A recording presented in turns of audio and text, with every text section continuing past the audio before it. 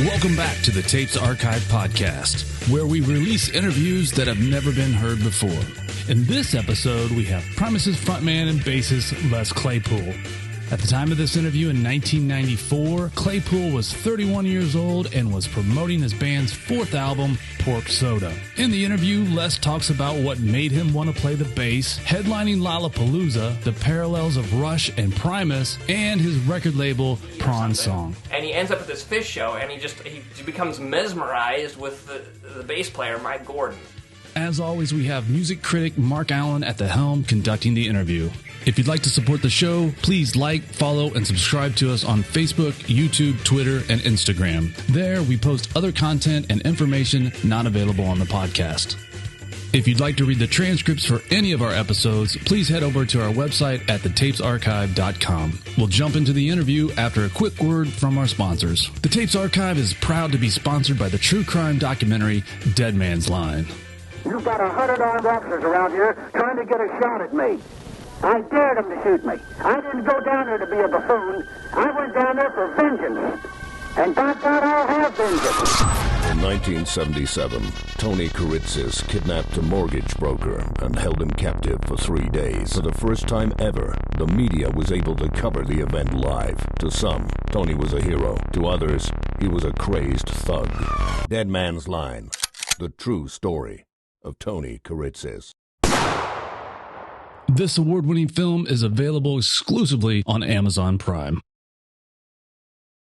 One last thing before we get to the interview, the Tapes Archive podcast is a proud member of Osiris Media, a global community connecting passionate fans with podcasts and experiences about artists and topics you love. Thanks for tuning in, and now it's time to open the vault. How you doing? Pretty good. Good. Let me start by asking you, Rush, is this a good match, Primus and Rush? It worked last year. So you found their fans pretty accepting? I found them more accepting than I had thought they would be. It actually went over very well. As far as our relationship with Rush, we were huge fans as youngsters. Well, I mean, we still are. But to meet the guys was really cool. To be accepted by the Rush crowd, that was very pleasant because, I being one of the people that used to go see those guys faithfully every year and stand in line to get tickets, I knew how scrutinizing a Rush audience could be. There have been many shows that I've been to when I was in high school that Rush concerts where the opening act wasn't very well received. Do you recall who you saw? Well, I don't want to... Okay, you don't want to trash anybody. I don't want to trash anybody. But there were definite times when people definitely would have preferred just seeing Rush. Do you think that Primus fans find it bizarre that this is the band that you guys like? I wouldn't think so. No? I thought it was odd, but anyway. What made you want to be a bass player? Well, at the time, everybody wanted to be a guitar player, so I figured it'd be easier to get a gig, and it only had 4 strings, so I figured it would be easier to learn. Plus, I always thought guitar sounded wimpy. The bass has got that feel to it, that vibration that gets the sperm count going, So. I wondered about that. I played bass when I was in high school, and I sucked at it, but basically I ended up playing bass because it was kind of like being the last kid picked to play on the sports team. Everybody else played guitar or something else. Well, we need a bass player. You be the bass player. Well, it's like Geddy said. He started playing bass because he was a guitar player, and I guess he wasn't as good as the other guitar players, so they made him play bass. And, it was guys like, in the early days, it was guys like Geddy Lee and Chris Squire that really got me going. So. Me too. I always wanted to be able to play, and this is how bad I was. I was not able. I wanted to play the walking bass line, and yours is no disgrace. And yeah. Just it's been a while doing that. And all that stuff. I mean, Roundabout. That was like the hardest bass line at the time that I can remember as far as rock. And then I got into stuff like Larry Graham and Louis Johnson and Santa Claus and all these guys. That pretty much changed my whole life. Did you study the instrument much? Did you take a lot of lessons? Because when I listen to you play, it seems to me like you're so inventive. I thought maybe you didn't take any kind of lessons or just have any formal training and therefore never felt bound by any do's and don'ts of the instrument? No, I never took any lessons. I basically bought a bass and was in a band instantly, and I couldn't play anything. I could play Smoke on the Water in the wrong key. But oh man, we like lived I the said, bass players were in just such big demand that, the guy in the band I bought a Mel Bay book, and the guy in the band taught me how to play his songs because all they were original tunes. So I could play like this guy's songs, and that was it. People say, "Hey, can you play some Hendrix tune or something?" I'd be all no. But I just listened and watched a lot of people. That's how I learned. Is that in fact correct, that you just didn't feel constrained by anything in particular? I mean, you just played what you felt? I've always been one to want to do things differently. It's just the way I've always been. I immediately just tried doing things that nobody else was doing. So, even from the beginning, even the way I first approached my bass. Can you talk about your technique? I mean, what do you do that makes it sound so different from other people? There are many things that I do that are not traditional. But there are a lot of players these days that are starting to come out that are influenced by the same people I was influenced by, or that are doing similar things.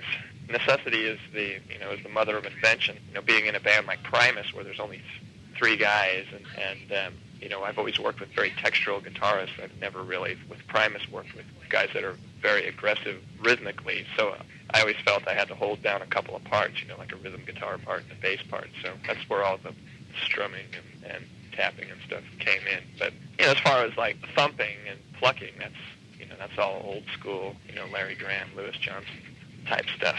So it just might not be familiar to a rock audience, but it's funk or funk players will know exactly what you're doing then. In some areas, the thing is I've never really limited myself to one particular player or even the bass. And when I go see a band, generally the first thing I'm attracted to is the drummer. I play drums as well. I mean, I know I approach my instrument very percussively, and it's probably because I very much listen to drummers. A good drummer, the way they will phrase something to me is very exciting. I tend to approach my bass more in that way. I don't know. There's nothing I can really put my finger on. Just a lot of years under my belt and a lot of different music. I've never... as a young guy, I was a rock and roll guy, but as soon as my horizons expanded, my playing got better and more well-rounded, and the more I kept my horizons open, the more well-rounded I got. I think if you approach an instrument or music with tunnel vision or just with a few different influences, people are going to be able to pin you down and say, hey, you sound like this or you sound like that. And definitely nobody can do that to Primus, although it's interesting to me. Like, I was listening to the latest disc and just going, man, this is like, I don't know what this is. This is just so different from anything I've heard. Then I'm looking at your bio and it started talking about some other people, and I thought, King Crimson, yeah, this is probably more like King Crimson than I realized at the time. And then it started to make some sense for me. Did you listen to much King Crimson? Yeah, the 3 of us have. There are definite common grounds for the 3 of us, but there are a lot of things that we all listen to that the others don't listen to. We're all very well-rounded as far as our listening tastes, and we're also very diverse amongst each other. There are a lot of things Herb will listen to that Larry and I wouldn't necessarily listen to. You get in Larry's car, you're going to listen to either Frank Zappa or the Grateful Dead, generally what he has in his tape player. So, I mean, there are times when we'll be cruising along and something will sound like Floyd or, it'll sound like Sly Stone. It's not that we're sitting down and deliberately going, okay, we have to be the guys that sound different. The more we get into this and the more comfortable we're becoming in the studio, the more spontaneous it's becoming. And that, to me, is when we're starting to see the true reflections of what we have accumulated through the years, whatever pops off, as opposed to putting a lot of thought into it. On Pork Soda, the credits only list 5 instruments total. Is that really all there is? Should be like some banjo and mandolin. Let's see, okay, drums, guitar, banjo, bass, and mandolin. Yeah, that's it. Now on Wounded Knee, it sounds like Vibes. What is that? Actually, Herb plays, marimba. Oh, that's a real unusual sound. Then, there are parts where I think I hear different kinds of instruments. I mean, there are a couple of songs where I thought I heard violin or some modification of a violin, and Well, it's my upright bass, bowing it. That's really incredible. I mean, you can get a lot of different sounds out of the instruments. I didn't realize that they could vary as much as they do. Well, I have a few different basses. I have 2 different 6 strings. One's fretted, one's fretless. I have my main 4-string, but I have a few different 4 strings that I use. And then my upright basses, you can get quite an array of sounds, especially when you start playing arco. Using a bow. Larry's always pulling tricks out of his hat too. He's Mr. Effects stomp box collector. He's got all these crazy old vintage stomp boxes. And, he's always hooking different things together to get different sounds. And then of course Herb has the massive, huge behemoth drum kit. So I mean, in a sense, there are many parallels that can be drawn between us and Rush, and in a lot of people's mind, it's a sensible pairing. There are obvious differences as well. It seems to work really well together. Plus, those guys are just fun guys to be with.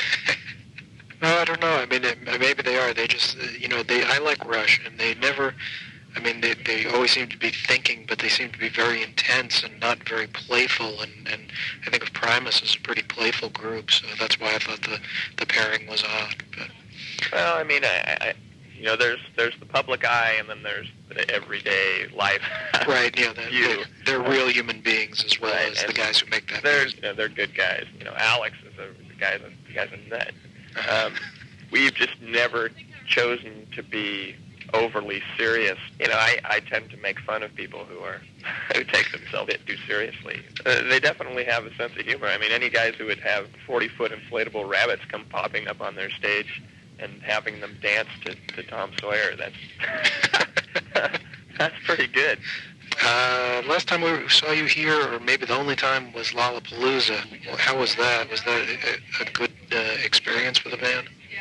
Yeah, Lollapalooza was a blast. I told Billy from Smashing Pumpkins when they were talking about doing this upcoming Lollapalooza, I told them to do it at all costs because it was an amazingly fun thing to do. Touring has its ups and downs, and it can be pretty boring out there at times, but there was never a dull moment on Lollapalooza, that's for sure.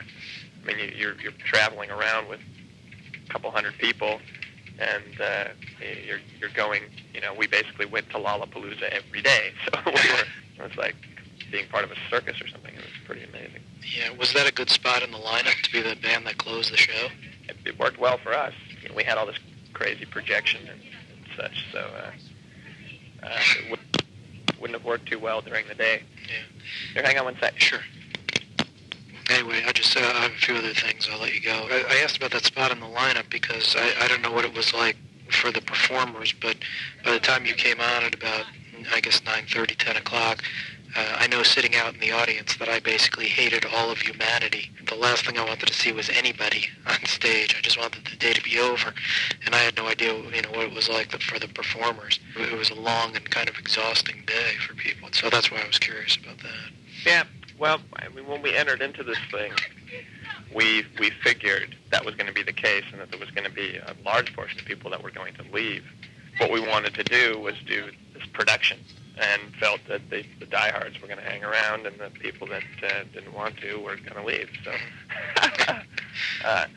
we weren't so much into Lollapalooza for the exposure as much as we were in for the experience, and we wanted to do our show. We weren't even planning on doing Lollapalooza. We were going to go out and do our own tour with this production. And the Lollapalooza people were persistent and offered us this slot, so away we went. 2 songs on Pork Soda I want to ask you about. One of them is The Pressman. Can you tell me about that? What inspired you to write that? That's actually a pretty old song, lyrically. To me, it was I just had this image of this fellow who lives this fairly obscure life, but just has this realization of the power of the pen, so to speak. It's not meant to be derogatory in any way. Some people have thought it was. But it was just more of a interesting visual I had in my head, and I wanted to express it.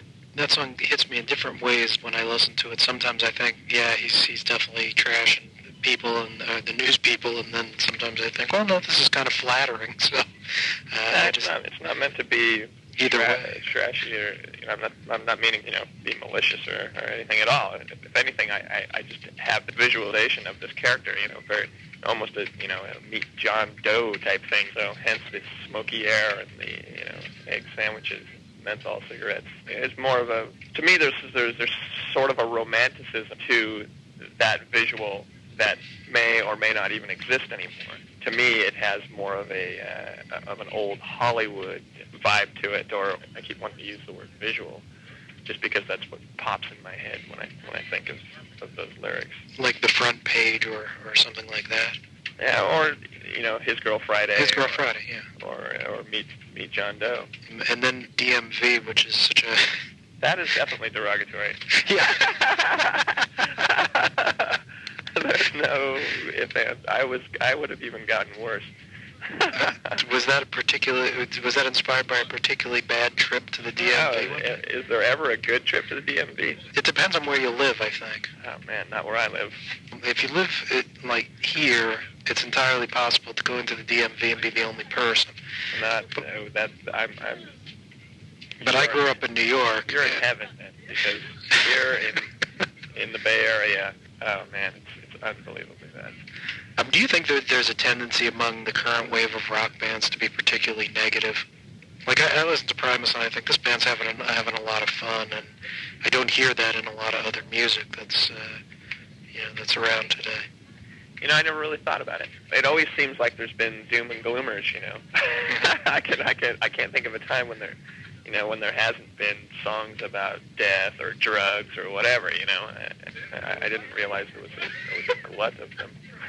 It doesn't feel uncomfortable or like a glut, but it just seems like most of the people who've come along who are taking up where I guess where the Yeses and King Crimsons and Rolling Stones and whatever have left off tend to be more down and more angry. Yeah, I don't know if there are so many that are taking up where the Yeses and the King Crimsons took off. That might be something that there'll be a resurgence of, the whole progressive rock thing. I haven't really seen a lot of it yet. It seems like we're more, there's a lot of bad companies out there. Led Zeppelin, too. Yeah. And, I don't know. I mean, you got guys like Nirvana who say their roots have always been punk. Punk is rebellion and angst. Goes hand in hand, I would imagine. I've always been I don't want to sit here and say I'm a humorous fellow, but I've always, I like to take things with a grain of salt or a grain of sugar, I would imagine. Yeah. That's just the way I've always been, the way my family's always been, humor is a very strong element, and it's a good defense mechanism. Two other questions. Do they have Best Buy stores where you are? Or Best Buy commercials? I don't think so. No, okay. Is that like Kmart or something? It's sort of like a giant electronics store that also sells CDs and things like that. Anyway, they've got these commercials that they run where basically it's like two sort of clean, yuppie-looking people in variety of settings, either playing pool or shooting hoops or something like that.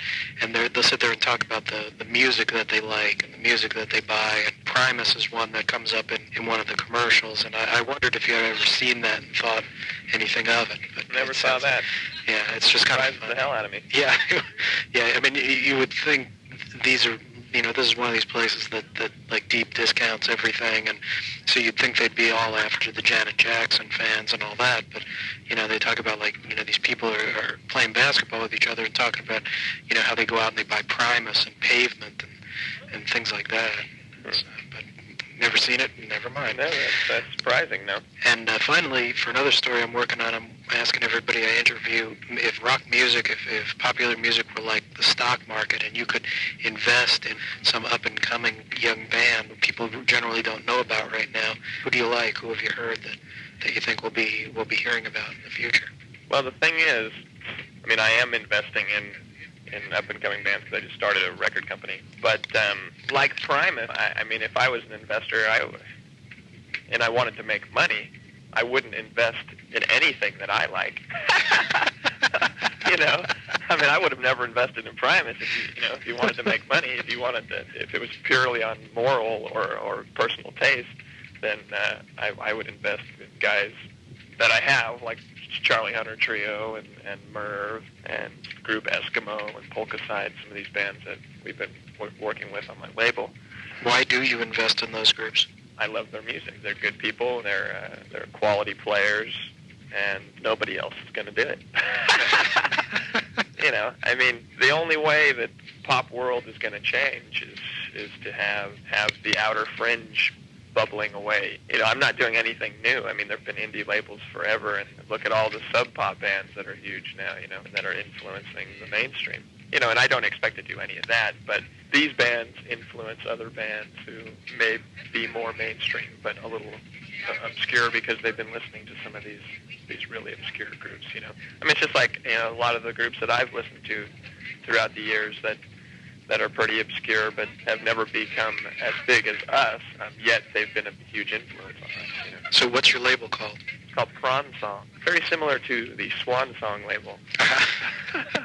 I hope it runs better. And I hope you don't harass musicians the way Led Zeppelin did. So. Well, hopefully they won't harass me. Well, you grew up in San Francisco area? Yeah. Yeah, so you probably know about, or must know or know of Little Charlie and what the hell are they called? Something in the Goosebumps. They did that Stairway to Gilligan's Island thing.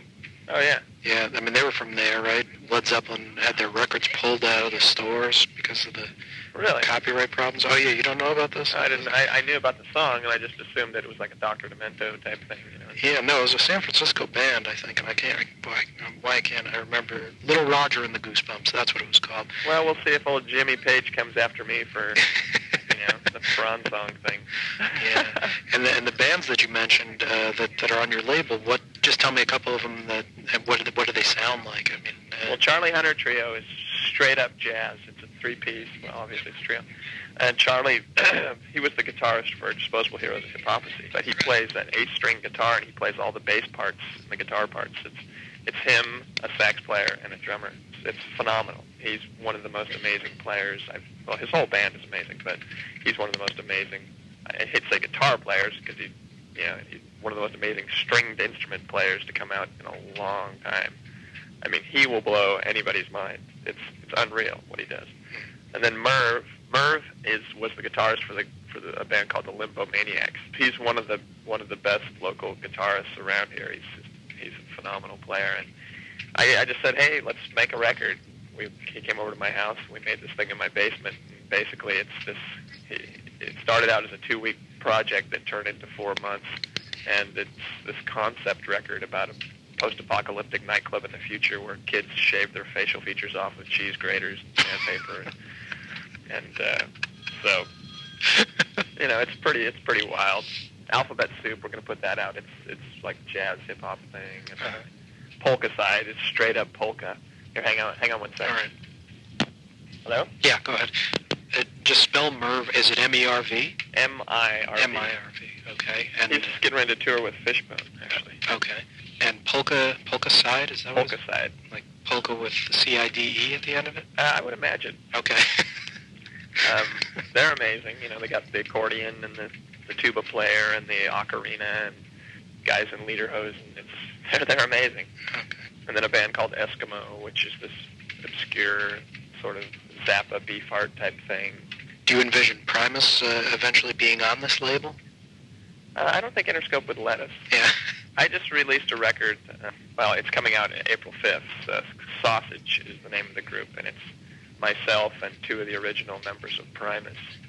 And we're basically doing old Primus songs from like 10 years ago. It's a Prawn Song Interscope release. It's like Prawn Song production Interscope release. So Interscope has first dibs on anything that I'm heavily involved in. So for the next 30, 40 years, something like that. Yeah, for however long I mean, I love those people. They're great people. Mm-hmm. They're our friends, and they treat us well. So as long as that relationship stays like that, I'm sure we'll work together for a long time. I have no qualms. I appreciate all your time. Is there anything else you want me to tell people about the band or the show or anything that we haven't talked about? Nope. How's the weather back there right now? Sunny days coming Yeah, it's for been us? pretty consistent. Let's say you're here on the 26th. By then it should be fairly. I would guess it'd probably be in the high 50s, low 60s. You know, I'm just trying to get a perspective so I'll know whether I'm going to be cooped up in my hotel or I'm going to actually be able to go out and get some fresh air. Well, I appreciate all your time, and we'll see you in about a week and a half, I guess. Alrighty. All right, thanks. Bye-bye. Hey, thanks for listening to the Tapes Archive podcast. Please remember you can always find more information about the show and the individual episodes at our website, thetapesarchive.com. Until next time, the vault is closed.